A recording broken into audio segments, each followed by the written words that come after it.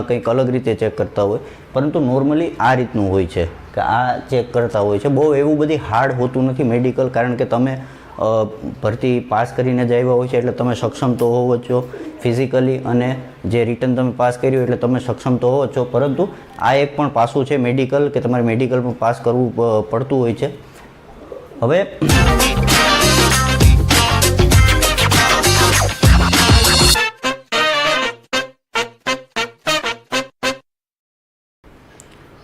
નમસ્કાર મિત્રો, સ્વાગત છે આપણું સીઆર ગુરુ ચેનલમાં. આજનો લેક્ચર મિત્રો આપણે એલઆરડીનું મેડિકલ કઈ રીતનું થતું હોય છે એના રિલેટેડનું રહેશે. કે ભાઈ આંખો કઈ રીતે ચેક થતી હોય છે, કલર વિઝન છે, પછી આંખ, નાક, કાન, પછી આપણે જે કાઉન્સલિંગ છે એ, અને બ્લડ ટેસ્ટ ને યુરિન ટેસ્ટ ને આ બધું છે એનું આપણે આજના લેક્ચરની અંદર ડિસ્કશન કરશું. જો જે મિત્રો આપણે એલઆરડીની ભરતીમાં પાસ હોય અને અગાઉ દેવી હોય તો આ વિડીયો ખાસ જોજો મિત્રો, તમને ઘણો ઉપયોગી થશે. સો ફર્સ્ટ ઓફ ઓલ હોય છે કે ભાઈ આપણું જે એલઆરડીનું કટ ઓફ આવશે, કટ ઓફ આવ્યા પછી તમારું જે સિલેક્શન હશે જે તે જિલ્લાની અંદર કે જે તે ગ્રુપની અંદર એ ફાળવી દેવામાં આવશે. પીડીએફની અંદર જ હશે, કારણ કે ચોઇસ ફિલિંગ કે એવું કંઈ છે નહીં. એટલે તમારા મેરિટ પ્રમાણે તમારો જિલ્લો અને તમારું ગ્રુપ એ પ્રમાણે તમને મળશે. તો પછી શું હોય છે કે ભાઈ તમે જે તે તારીખ હોય એ તારીખે તમારે ત્યાં હાજર થવાનું હોય છે. મીન્સ કે કોઈ જિલ્લાની અંદર કે કોઈ ગ્રુપની અંદર હોય, એસઆરપીએફની આ વખતે 4,500 જેટલી જગ્યા છે, તો એમાં ગ્રુપની અંદર હાજર થવાનું હોય છે. અને ડિસ્ટ્રિક્ટ હોય છે આરામ અનારામની અંદર, તો જે જિલ્લાની અંદર તમારી જે તમને જિલ્લો મળ્યો હોય ત્યાં તમારે હાજર થવાનું રહેતું હોય છે. હવે ત્યાંથી પ્રોસેસ એ રીતની થતી હોય છે કે ભાઈ એસપી ઓફિસે કે જે હેડક્વાર્ટરે તમને હાજર થવાનું કીધું હોય ત્યાં હાજર થઈ અને ત્યાંથી જે સક્ષમ અધિકારી હોય છે કે જે તમારું બધું ડોક્યુમેન્ટ અને બધી ડિટેલ લઈ અને ત્યાંથી તમારી વિગત લઈ અને ત્યાંથી એક અધિકારી કે કોઈ જે કર્મચારી હોય છે એને તમારી સાથે મોકલી, મીન્સ કે આપણે જે 50 જણા હોય કે 100 જણા હોય જેટલા હાજર થયા હોય એ પ્રમાણે ત્યાંથી મોકલી અને તમને ત્યાંથી જે હોસ્પિટલ હોય છે આપણી સરકારી હોસ્પિટલ ત્યાં લઈ જવામાં આવતા હોય છે. પછી ત્યાં મેન આ ટેસ્ટ થતા હોય છે. મીન્સ કે આગલી ભરતીની અંદર છે આ રીતના ટેસ્ટ થયેલા. પછી આ વખતે કઈ રીતનું હોય છે એ ટોટલી મેડિકલ ઉપર ડિપેન્ડ હોય છે. મીન્સ કે જે તે જિલ્લાની અલગ અલગ હોસ્પિટલ હોય છે એ પ્રમાણેનું ત્યાંનું જે શેડ્યુલ હોય એ પ્રમાણે ડિપેન્ડ રહેતું હોય છે. મીન્સ કે કોઈ હોસ્પિટલમાં કંઈક અલગ રીતે ચેક કરતા હોય, પરંતુ નોર્મલી આ રીતનું હોય છે કે આ ચેક કરતા હોય છે. બહુ એવું બધી હાર્ડ હોતું નથી મેડિકલ, કારણ કે તમે ભરતી પાસ કરીને જ આવ્યા હોય છે એટલે તમે સક્ષમ તો હોવો જ છો ફિઝિકલી, અને જે રિટર્ન તમે પાસ કર્યું એટલે તમે સક્ષમ તો હોવો જ છો. પરંતુ આ એક પણ પાસું છે મેડિકલ, કે તમારે મેડિકલ પણ પાસ કરવું પડતું હોય છે. હવે ત્યાં ફર્સ્ટ આપણે દવાખાનાની અંદર પહેલું આવે છે બ્લડ ટેસ્ટ અને યુરિન ટેસ્ટ. તો બહુ નોર્મલ જે આપણે બ્લડ ટેસ્ટ અને યુરિન ટેસ્ટ કરતા હોય છે એ હોય છે. યુરિન ટેસ્ટની અંદર આપણી જે સુગર ચેક કરવાની હોય છે, તો મીન્સ કે સવારે ચા કે એવું ના પીવું તો યુરિનની અંદર આપણે જે સુગર કે એવું ના આવે, અને થોડું પાણી વધારે પી લેવાનું, એટલે શું યુરિનની અંદર સુગર કે એવું કાંઈ ના આવે. પછી છે બ્લડ પ્રેશર, હાઇટ, વેઇટ અને ચેસ્ટ. હવે આ વસ્તુ હાઇટ વેઇટ ત્યાં ચેક કરશે, મીન્સ કે ત્યાં ખાલી આપણે જે ફોર્મમાં લખવા માટે તમારી હાઇટ અને વેઇટ એ ચેક કરશે, અને બ્લડ પ્રેશર ચેક કરશે. કારણ કે હાઇટ વેઇટ એ તો આપણે ટ્રેનિંગમાં જ્યારે આપણે જે ભરતીમાં હોય ત્યારે તો ચેક કર્યું જ હોય છે, પરંતુ અહીંયા આપણે મેડિકલમાં ખાલી લખવા પૂરતી તમારું હાઇટ વેઇટ ચેક કરતા હોય છે. પછી બ્લડ પ્રેશરનું જે તમને કીધું એ. પછી આંખોનું હું તમને આગળ હમણાં ડિટેલમાં કહી દઉં.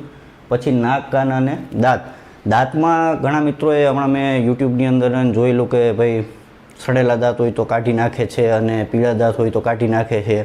જો દાંતનું વસ્તુ કેવું છે મિત્રો કે બહુ વધારે પડતો સડો હોય છે તમારા દાંતની અંદર, તો તમારે ટ્રીટમેન્ટ લઈ લેવી જોઈએ. મીન્સ કે અગાઉથી આપણે ખબર છે કે ભાઈ આ રીતનું મેડિકલ થવાનું છે, અને એમાં ડિટેલ બી આપેલી છે કે ભાઈ મેડિકલ કઈ રીતનું થવાનું છે, જે નોટિફિકેશન છે એ. આ હકીકતની અંદર આટલું મેડિકલ થતું હોય છે. તો દાંતની અંદર કેવું હોય છે કે પૂરા સડી ગયા હોય તમારે, પછી 1-2 દાંત ઓછા હોય તો એમાં કોઈ ફરક નથી પડતો. મીન્સ કે એક આપણા યુઝરે પૂછેલું કે ભાઈ સર મારા આગળનો દાંત તૂટલો છે, તો એનાથી કોઈ ફરક નથી પડતો કે આગળનો દાંત તૂટલો છે કે સાઈડમાં દાંત છે, કે એનાથી કોઈ ફરક નથી પડતો. મીન્સ કે દાંતની અંદર ખાલી એવો બધી વધારે પડતો સડો ન હોવો જોઈએ. તો સડો હોય તો તમે ટ્રીટમેન્ટ લઈ શકો છો. પછી કાન, નાક, કાનની અંદર આપણી શ્રવણ શક્તિનું ખાલી ચેક કરવાનું હોય છે. નાકની અંદર આપણા મસા કે એવું કંઈ છે કે નહીં એ ખાલી ચેક કરતા હોય છે. પછી એ ખાસ કલર વિઝનમાં ઘણા મિત્રોનો કાઢેલા બી હતા આગળની ભરતીની અંદર, અને ચુકાદો બી આવેલો કોર્ટનો. પછી આપણા ડિપાર્ટમેન્ટ ઉપર છે કે ભાઈ કઈ રીતનું એનું ડિસિઝન લેતા હોય છે. કલર વિઝનમાં જે મિત્રોએ જોયું હશે, બાકી ગૂગલની અંદર કે લખજો કે કલર વિઝનના જે ફોટોગ્રાફ આવે છે તો એમાંથી જેને કલર વિઝન હશે એને નહીં દેખાશે, અને કલર વિઝન બહુ નોર્મલ જ હોય છે. ત્યાં ખાલી તમને ફોટોગ્રાફ બતાવે છે કે ભાઈ આમાં કયો આંકડો લખેલો છે એ તમે કહી દો એટલે કલર વિઝનનું કમ્પ્લીટ થઈ જતું હોય છે. પછી કાઉન્સલિંગની અંદર એવું હોય છે કે આ વખતે થોડું નવું હતું, આપણે જે 18-20ની જે આ ભરતી ગઈ આગળની, તો કાઉન્સલિંગની અંદર ત્યાં ડૉક્ટર હોય છે એ તમને પૂછે છે કે ભાઈ તમને કોઈ લાંબી બીમારી હતી, કાં પછી કોઈ એવો રોગ હતો, કાં પછી કોઈ એવી તમને બીજી કોઈ બીમારી હતી, કોઈ ચામડીનો રોગ હતો કે કોઈ એવી કેન્સર જેવી કે કોઈ જે બીમારી હતી, તો એ કાઉન્સલિંગ કરતા હોય છે, તમને પૂછતા હોય છે. ને લાસ્ટમાં છે જે બહેનો માટે છે કે બહેનોને જો કોઈ એવું મીન્સ કે પીરિયડ મિસ થઈ ગયા હોય અને મહિના ચાલુ હોય તો બહેનોને જે માર્ગદર્શન દેવાનું હોય છે એ ગાયનોકોલોજીસ્ટ માર્ગદર્શન દેતા હોય છે. બાકી બહુ આ નોર્મલ એટલું હોય છે. હવે આંખોની અંદર કેવું હોય છે કે ભાઈ 6x6નું વિઝન હોય છે, તો ઘણા મિત્રો પૂછે છે કે ભાઈ મને ચશ્મા છે તો શું ચશ્મા હોય તો આપણે ફરજ બજાવી શકીએ? તો એવું કાંઈ નથી મિત્રો કે ભાઈ ચશ્મા હોય તો તમે પોલીસની અંદર ના આવી શકો. તમે ઘણા મિત્રોને જોયા હશે કે ચશ્મા પહેરીને ફરજ બજાવતા હોય છે.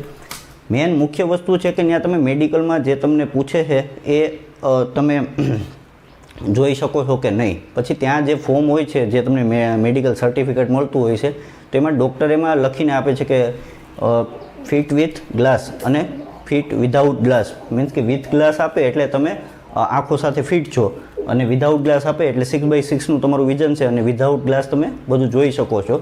એટલે બહુ વધારે પડતા નંબર હોય તો પછી તમારે જે એનું જે ટ્રીટમેન્ટ લેવાતી હોય છે, મેં તમને અગાઉ કીધું કે તમને ખબર છે કે ભાઈ આટલું વિઝન આપણું હોવું જોઈએ, તો આટલું તમારે પહેલાં એની પ્રિપેરેશન કરી લેવી જોઈએ. બાકી આંખોની અંદર એવો બધી બહુ તમને વાંધો નહીં આવે, બહુ નોર્મલ હોય છે. બહુ હેવી આર્મી જેવું કે આપણે એરફોર્સ જેવું એટલું બધી મેડિકલ હેવી નથી હોતું, નોર્મલ હોય છે. પરંતુ આપણે તકેદારી રાખવી જોઈએ. સો આટલું આપણું મેડિકલની અંદર હતું. તોય બી કોઈ મિત્રોને એવું હોય કે ભાઈ આમાં હજી પણ કોઈ રહી જતું હોય ને તમને કોઈ મૂંઝવતા પ્રશ્ન હોય તો કોમેન્ટમાં જણાવજો, હું એનો જવાબ જરૂરથી આપીશ. તો આ મિત્રો વિડીયો ગમે તો શેર કરજો અને લાઈક કરજો. જય હિન્દ મિત્રો, જય ભારત.